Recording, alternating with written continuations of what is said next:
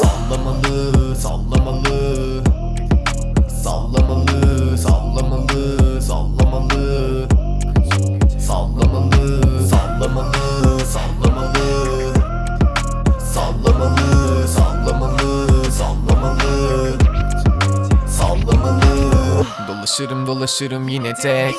Gece geç ceplerimizde kene. Öndeki hatunlar konuşuyor çen çen. Kekolara laf atan şu ibneyi görsen. Bu da iyi, tamam, parayı da çözdük. İçine girdiğim kumarı da gördüm. Niye anlamadın cicim, Jüpiter'i gördüm. Seni gidi kokaş, hadi düş önüme, görürsün beat. Görürsün hiç. Konuşma hiç, çalıyor zil. Altımda Louis, üstümde Prada, kıçımda Gucci. Seni görmemiş bitch, biz de uçuyorduk görmediniz. Abi dönmedi kız, abi ölmeliyim. Aga be gel içelim. Senin için dışın robot gibi derler. Usta bir sigara bir de bira versen. Oynayalım istersen gerçek.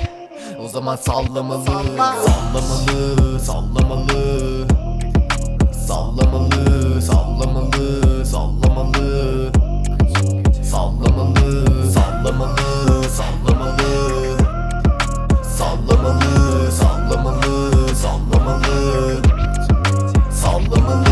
Bu hayatı yaşıyordu Murat ve Ceyda. İşleri bir çevirelim, Murat değil isyan getirir, içime ayrını dökeriz biz. Sürtüklü mürtüklü şarkılar. Beni bir sal, Allah'ın adına beni bir sal. Yukarıya çıkarız ap, ama bu karaya dayanamam. Salladı kız, tabi çıktık bir arşa. İçimde şeytanlar taş kağıt aptal. Oynardı bu gece, parası yok. Annesi arıyor, neredesin o? Salladı mı sallamasın, attığı palavra ama bayık. Kanka ayıl, ne oldu lan bize, salladı mı? Sallamalı. Sallamalı. Ya hadi. Sallamalı, sallamalı, sallamalı, sallamalı, sallamalı,